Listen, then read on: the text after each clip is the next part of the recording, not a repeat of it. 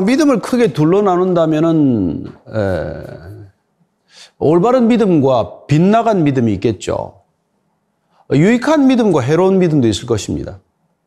하나 되게 하는 믿음도 있고 또 분열시키는 믿음도 있을 것입니다. 어쩌면 우리 안에 다 이런 두 가지 믿음이 있는 것이죠. 온 인류가 살아오면서 지금까지 그런 믿음 때문에 정말 우리가 상상할 수 없는 열매도 얻었겠지만 얼마나 우리가 상상할 수 없는 해악을 또 경험하기도 했습니까? 믿음이라는 이름으로 인간이 끼친 해악, 인간이 받은 저주는 얼마나 컸던 것일까요? 오늘 과연 어떤 믿음이 우리가 추구해야 하는 믿음인지, 또 해로운 믿음들은 어떤 뿌리에 근거를 두고 있는지 한번 살펴보기를 바랍니다. 분명 해로운 것을 알면서도 벗어나는 것은 벗어나지 못하는 까닭은 또 무엇인가? 그것도 눈여겨볼 대목이죠. 먼저 40절, 41절입니다. 시작. 이 말씀을 들은 무리 중에서 어떤 사람은 이 사람이 참으로 선지자라며 어떤 사람은 그리스도라며 어떤 이들은 그리스도가 어찌 갈릴리에서 나오겠느냐. 예수님께서 말씀을 하셨습니다. 그야말로 내가 누구인지를 궁금해하는 사람들에게 그 궁금증을 풀어주는 말씀을 하신 것이죠. 사실 예수님은 공생애가 시작이 되면서 누구에게나 궁금증을 불러일으켰습니다. 때로 어떤 일에게는 격렬한 반발을 불러오기도 했지요. 그러나 예수님은 내가 누구다 하는 선언을 요한복음을 통해서 계속하십니다. 나는 생명의 떡이다. 나를 먹고 마시라. 내 살을 먹고 내 피를 마시면 그 속에 영생하는 생명이 있다. 지금 들어도 이 말씀을 거부하거나 외면하는 사람들이 있습니다. 오히려 더 많은 것이 사실이죠. 당신은 그러면 어떻겠습니까? 예수님은 또 초막절에 이렇게 말씀하십니다. 누구든지 내게로 와서 마시라. 누구든지 목마른 자는 와서 값없이 마시라. 어쩌면 이 자체가 충격이었겠죠. 어쩌면 이 자체가 복음이었을 것입니다. 수많은 사람들이 목마르고 허기진 시대에 누구든지 오라. 누구든지 와서 목을 축여라. 그 자체가 생명의 메시지 아닙니까? 그런 말씀을 듣고도 그러나 어떤 이들은 믿음으로 받아들이고 어떤 이들은 또 흘려듣거나 또 반발하거나 조롱하거나 무시하거나 그런 반응을 보였다는 것입니다. 그래서 그 사람들 중에서는 일부는 이분이 바로 우리가 기다렸던 메시아, 그 선지자 맞다. 이런 얘기를 한 거죠. 그 선지자란 어떤 선지자를 말할까요? 우리가 잘 아는 대로 신명기 18장 15절 말씀이죠. 모세를 통해서 주신 예언입니다. 내 하나님 여호와께서 너희 가운데 내 형제 중에서 너를 위하여 나와 같은 선지자 하나를 일으키시리니 너희는 그의 말을 들을지니라. 이 신명기 18장 15절 말씀은 아마 이스라엘 백성들에게 오랫동안 메시아를 대망하는 그런 말씀이었을 거예요. 그렇습니다. 그 선지자가 바로 왔다. 또 예수님의 이렇게 기적을 보면서 표적을 보면서 이분이 그 선지자가 맞다. 이렇게들 또 얘기들을 했습니다. 요한복음 6장 14절이에요. 그 사람들이 예수께서 행하신 이 표적을 보고 말하되 이는 참으로 세상에 오실 그 선지자라더라. 같은 표적을 보고 어떤 이들은 외면했지만 어떤 이들은 바로 그 선지자, 바로 그 예언된 메시아다, 맞다. 이런 반응을 보인 것이죠. 42절 이해합니다. 성경에 이르기를 그리스도는 다윗의 씨로 또 다윗이 살던 마을 베들레헴에서 나오리라 하지 아니하였느냐 하며 예수로 말미암아 무리 중에서 쟁론이 되었다. 그런데 어떤 사람들은 안 믿는 사람들은 왜 반대를 했을까요? 성경을 알았기 때문에 반대했다는 것입니다. 오히려 성경을 몰랐다면 이렇게 믿었을 텐데 성경을 알았기 때문에 안 믿었다는 거예요. 그들에게는 아주 강력한 편견이 있었어요. 어떻게 갈릴리에서 선지자가 나오겠냐? 갈릴리에서 그리스도 메시아가 어떻게 나오냐? 아니 그들에게는 어쩌면 갈릴리에서는 나와서는 안 된다. 메시아는 예루살렘에서 와야 된다. 이런 생각들이 있었던 것이죠. 그들은 성경의 예언을 알기는 알았지만 정작 예수님께는 관심이 없었습니다. 사실 메시아에 대한 예언은 예레미야서 23장 5절을 보면은 이렇게 되어 있죠. 다 나와 있는 얘기예요. 자, 여호와의 말씀이니라 보라, 때가 이르리니 내가 다윗에게 한 의로운 가지를 일으킬 것이라. 그가 왕이 되어 지혜롭게 다스리며 세상에서 정의와 공의를 행할 것이다. 예레미야를 통해서 다윗의 지파에서 온다라고 예언되었죠. 미가서 5장 2절은 어떻습니까? 베들레헴 에브라다야, 너는 유다 족속 중에 작을지라도 이스라엘을 다스릴 자가 내게로 나올 것이라. 그의 근본은 상고의 영혼에 있느니라. 자, 예레미야서나 미가서 말씀을 통하면 분명히 다윗의 지파에서, 다윗의 후손으로 베들레헴에서 태어난다는 거예요. 근데 그들은 예수님이 갈릴리에서 성장했다는 것만 알았지, 이 성경 예언대로 충족된 대로 오셨다는 것은 몰랐습니다. 아니, 관심이 없었죠. 어떻게 갈릴리 시골 구석에서 태어난 목수의 아들이 메시아일 수 있느냐 하는 편견 때문에 정작 성경은 알았지만은 성경대로 해석할 생각조차 품지 않았을 것이고, 예수님을 통해서 성경이 증거되었다는 것조차도 관심을 두지 않았던 것이죠. 그들은 그 때문에 쟁론을 벌였다, 이렇게 말합니다. 어떻게 베들레헴에서 와야 되고 다윗의 지파인데 갈릴리 거기서 서자 메시아가 올 수 있냐, 그런 얘기란 말이에요.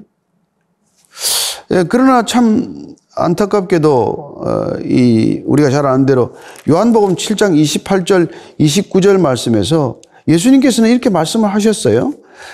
먼저 요한복음 7장 28절 말씀입니다. 예수께서 성전에서 가르치시며 외쳐 이르시되 너희가 나를 알고 내가 어디서 온 것도 알거니와 내가 스스로 온 것이 아니니라. 나를 보내시는 참되시니 너희는 그를 알지 못하나 나는 아노니 이는 내가 그에게서 났고 그가 나를 보내셨음이니라 하시니, 여러분, 예수님께서는 내가 누군지를 계속해서 말씀하시는데 나는 보내서 왔다는 거예요. 나는 아버지가 보내서 왔다. 나는 아버지로부터 온 자다. 이런 얘기를 반복해서 하십니다.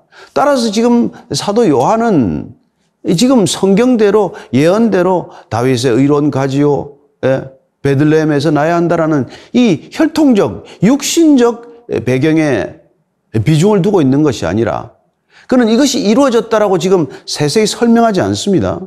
오히려 그는 예수님이 혈통보다도 근본적으로 그분이 어디서 오신 분인가, 위로부터 오셨다, 하나님으로부터 오셨다, 아버지로부터 오신 분이다, 이걸 반복적으로 강조해서 얘기하고 있는 것이죠.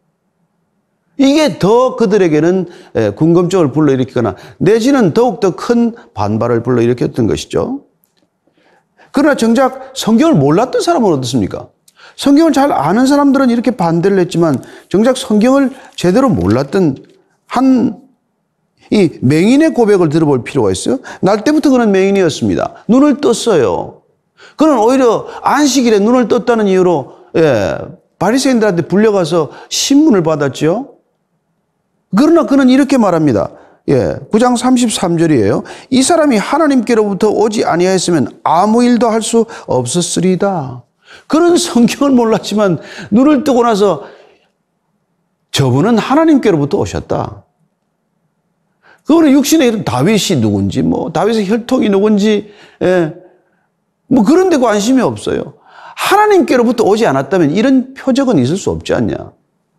그렇습니다. 그는 바리새인들보다, 관원들보다, 종교 지도자들보다, 그렇죠. 율법학자나 서기관들보다 나중에 와도 한참 나중에 왔지만 먼저 된 자가 된 것이죠. 왜? 예수님을 알아보았으니까요.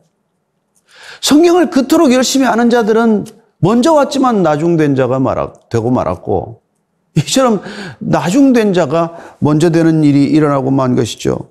예수님께서 말씀하지 않으셨습니까? 우리도 이럴 수 있다는 거예요. 성경을 많이 압니다.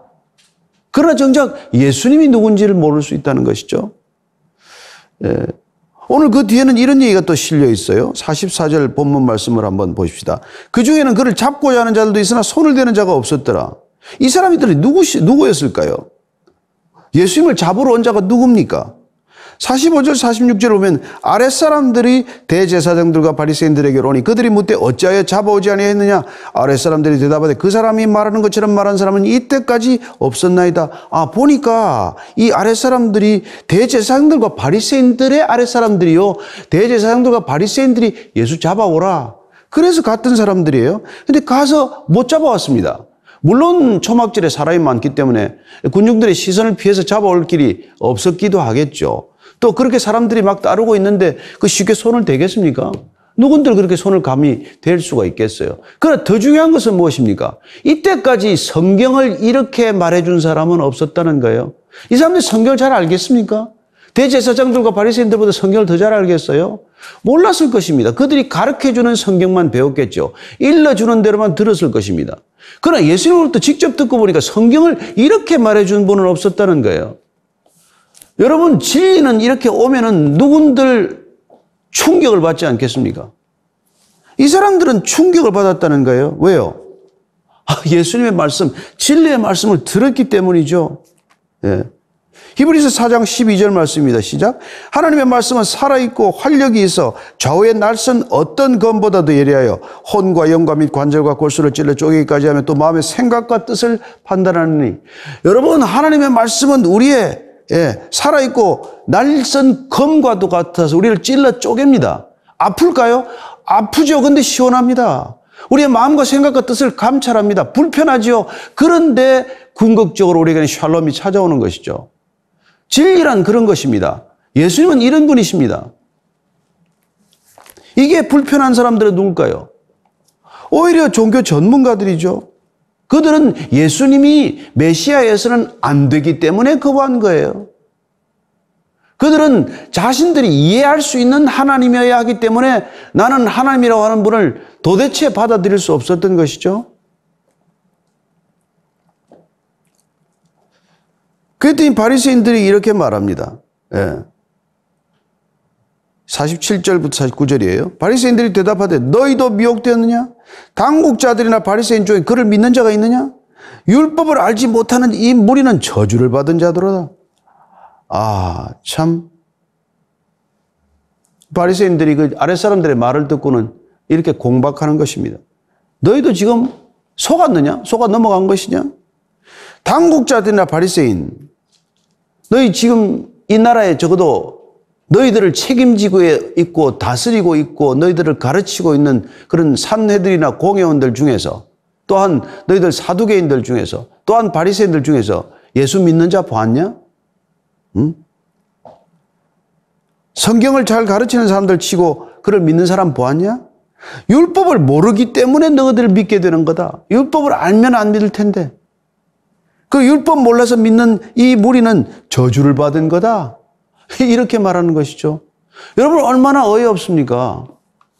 가장 율법에 통달한 사람들, 율법을 가르치는 사람들, 율법을 전유물처럼 가지고 있는 사람들, 그 사람들이 뭐가 눈에 가로막혀서 이런 얘기를 할까요?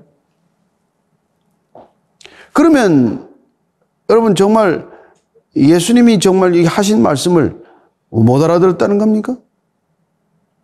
참 기가 막힌 얘기예요. 사실 예수님께서 오셔서 초막절에 말씀하신 것도 다 예언된 말씀이거든요. 성경을 제대로 알았다면 물을 마셔라. 누구든지 목마른 자는 물을 마셔라. 이런 얘기를 듣으면 스가랴서나 에스겔 말씀이 생각났어야 마땅하죠. 그러면은 주목했어야 마땅하고 귀를 기울여서 마땅하고 성경과 대조해 보았어야 마땅하고 과연 이분이 메시아가 아닌가 이런 생각들을 끊임없이 했어야 마땅한 것이죠. 그러나 성경을 알았지만 그 성경이 자기들의 눈을 가리고 성경이 오히려 편견이 되고 성경이 그들의 오히려 선입견이 되어서 소위 우리가 말하는 그냥 성경 색안경을 끼고 살았던 것이죠. 여러분 성경도 색안경이 될 수 있다는 것입니다.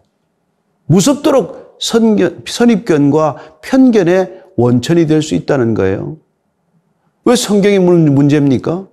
아니 성경을 받아들인 그들의 태도가 문제였죠. 성경마저도 자기 중심적으로, 성경마저도 자기 유익을 위해서, 성경마저도 자기의 기득권을 확고히 쌓기 위한 수단으로 삼았기 때문에 그들은 정작 하나님을 눈앞에 두고도 하나님을 거부한 사람들이 된 것이죠. 그들은 믿음으로 믿음에 이르기는커녕 믿음으로 믿음을 거부한 사람들이 되고 만 것입니다. 얼마나 역설적이고 얼마나 어처구니 없는 일입니까? 가장 강한 믿음을 가졌다고 자부하는 사람들, 세상에 누구보다도 하나님을 잘 믿는다는 사람들, 그런 사람들이 하나님을 욕되게 하고 하나님을 망령되게 일컫고 심지어 하나님을 제대로 만난 사람들을 박해하는 그런 모습을 연출하고 만 것이죠. 이런 일이 여러분 이 시대는 없습니까? 예수님 당시에만 있었던 일이라고 생각을 하십니까? 그렇지 않아요. 그런 얘기를 하니까 지금 그 중에 이제 한 사람이 다시 발끈한 거죠. 사실 공박을 한 겁니다. 듣고 있지 못한 것이죠. 그게 바로 니고데모 얘기예요. 자, 50절, 51절입니다. 시작. 그 중에 한 사람, 곧 전에 예수께 왔던 니고데모가 그들에게 말하되 우리 율법은 사람의 말을 듣고 그 행한 것을 알기 전에 심판하느냐? 이게 지금 얘기할 수 있는 상황이 아니잖아요. 그 산헤드린 공회가 어떤 곳입니까? 그리고 전원일치로 지금 예수님을 비난하고 지금 뭐 이렇게 비판하는 장소 아닙니까? 근데 왜 너희들은 예수님을 만나서 이 얘기도 들어보지 않고 그를 한마디로 저주받을 무리에 무슨 뭐 속한 자처럼 그렇게 얘기를 하느냐? 에? 여러분 니고데모의 이 말을 들으면 어떤 생각이 납니까? 그가 비록 한밤중에 찾아와서 예수님께서 거듭나라는 얘기를 듣고 무슨 얘기인지 잘 알아듣지도 못하고 갔지만 끊임없이 그는 예수님을 묵상했고 예수님의 소리 없이 예수님을 따르기 시작한 드러나지 않은 익명의 제자였다는 생각이 들지 않으십니까? 예. 나중에 우리는 뭐 마지막에 예수님의 시신을 거둘 때 아리마대 요셉이 거둘 때 또 나타나서 향유를 100리터라씩이나 가져와서 수습하는 걸 보게 됩니다만은 공개적으로 그분이 예수님의 제자된 모습을 드러내기 전에 벌써 산헤드린 공회 회의석상에서 어떻게 예수님을 그렇게 일방적으로 정죄할 수 있느냐? 이런 얘기를 공언할 수 있다는 것은 대단히 놀라운 일 아닙니까? 근데 그들의 반박하는 대답을 한번 들어볼까요? 52절입니다. 그들이 대답하여 이르되 너도 갈릴리에서 왔느냐? 찾아보라. 갈릴리에서는 선지자가 나지 못하느니라 하였더라. 앞에도 그들은 갈릴리에서 어떻게 선지자가 나느냐? 여러분 사실 앞에 우리 보면은 나다나엘이 빌립이 전도하러 갔더니 나사렛에서 무슨 선한 것이 날 수 있느냐? 다 동일한 생각이죠. 근데 나다나엘은 예수님의 제자가 되었습니다. 그는 선입견의 틀이 깨어진 것이죠. 편견의 색안경이 벗겨진 것입니다. 그런데 이들에게는 더욱 강고한 기득권의 틀이 있었기 때문에 그 틀을 유지하고 그 기득권을 끝까지 지키기 위해서는 예수님이 그들의 기득권의 틀을 무너뜨리는 것을 용납할 수가 없는 것이죠. 그분이 메시아에서는 안 된다는 것입니다. 그분이 하나님에서는 안 된다는 것이에요. 자기들이 만든 하나님이 하나님이어야 하고 자기들이 강요하는 하나님, 백성들에게 이것이 하나님의 모습이라고 만드는 어떻게 보면 우상 하나님을 그들은 강조하고 섬기고 산 것이죠. 정작 하나님이 나타났을 때, 정작 하나님의 얼굴을 배웠을 때 저분이 하나님일 리가 없다고 생각하고 그럴 리가 없다고 주장하는 까닭은 무엇이냐는 것이죠. 그리고는 그 안다는 성경 지식을 가지고 끊임없이 자기를 합리화하고 자기를 강변하는 데 쓸 줄만 알았지 성경적 지식이 자기의 삶을 바꾸는 데 무슨 도움이 되었습니까? 어쩌면 그 강력한 정치 권력과 결탁한 종교 시스템을 만들어서 백성들을 종교적인 박해 속으로 몰아넣었던 사람들이 그 사람들 아닐까요? 그리고는 지금 니고데모를 향하여 서로 간에 해서는 안 될 말을 하는 것이죠. 너도 갈릴리에서 왔느냐? 니고데모를 모릅니까? 다 한솥밥 먹는 사람들 아닙니까? 너도 갈릴리에서 왔느냐? 보라, 갈릴리에서 선지자가 나지 못한다. 이것도 사실도 아니에요. 여러분, 갈릴리에서 이 선지자가 있습니다.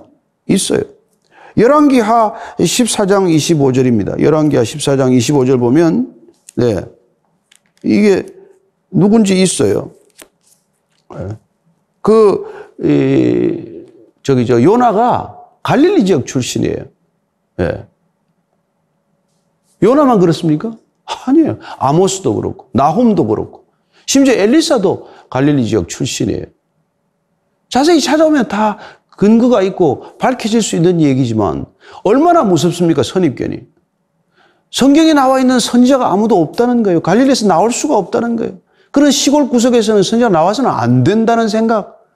그게 그들의 편견이고 그게 그들의 강력한 선입견이었기 때문에 그들은 정작 성경을 끼고 살았지만 어쩌면 보고 싶은 대로 보았고 읽고 싶은 대로 보았고 읽었고 기억하고 싶은 대로만 기억하는 그런 종교인들이 되고 만 것이죠. 예. 어쩌면 그들은 절대로 그들에게는 어떤 성경이 들어가도 정말 생명의 열매가 맺힐 수 없는 사람이 되고 만 것입니다. 예수님께서는 이런 걸 미리 말씀해 주셨어요. 그게 마태복음 7장 18절 우리가 19절 잘 아는 말씀입니다. 같이 읽습니다. 시작. 좋은 나무가 나쁜 열매를 맺을 수 없고 못된 나무가 아름다운 열매를 맺을 수 없느니라. 아름다운 열매를 맺지 아니하는 나무마다 찍혀 불에 던져지느니라. 여러분, 좋은 나무에서 나쁜 열매 못 맺는답니다. 나쁜 나무에서는 좋은 열매 못 맺는다는 거예요. 사실 그렇습니다. 우리가 열매를 보면 나무를 아는 것 아니겠어요? 나무에 아무리 여러분 그 거름을 주고 아무리 우리가 나무에다 정성을 쏟아도 여러분 사과나무에서 배가 열릴 일은 없지 않습니까? 아무리 우리가 좋은 거름을 주고 정성을 기울여도 딸이 나는 곳에서 무슨 블루베리가 열리겠습니까? 그러니까 우리가 정말 좋은 나무에서는 좋은 열매를 맺을 수밖에 없고 나쁜 나무에서는 나쁜 열매를 맺을 수밖에 없는데 그런 경우에 나쁜 나무는 결국 하나님께서 불에 찍혀지고 말 것이다. 어쩌면 불에 태워지고 만다고 말씀하십니다. 그들의 열매 때문에 결국 그 본체가 드러나는 것이죠. 열매를 보면 그들이 누구였는지를 드러내고 마는 것입니다. 예.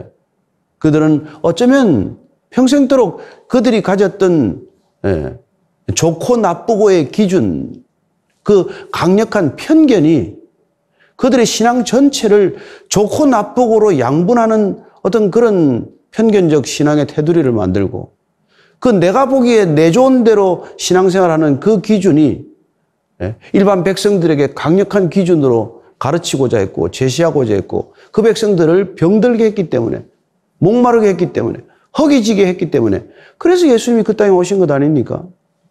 그래서 어떻게 보면 종교인들이 세운 좋고 나쁘고의 기준, 어떻게 보면 그들이 여전히 먹고 있는 선악과를 빼앗아서라도 정말 하나님의 백성들을 살리시고자 하는 그 거룩한 열정 때문에 주님께서 이 땅에 오셔서 종교인들이 가지고 있는 그 편견을 뿌리째 뽑고자 하신 것이 그분의 발걸음이었죠.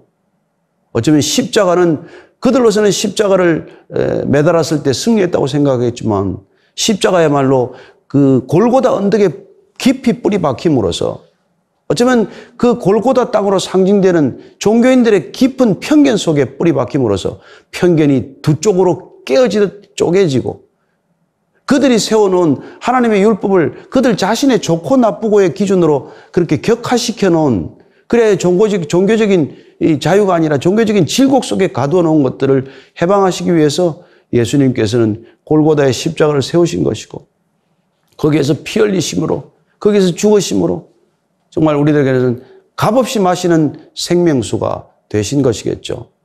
오늘 주님은 초막절에 마지막 끝날에 나를 마시라고 선포하셨지만 우리는 날마다 그분을 마실 수 있습니다.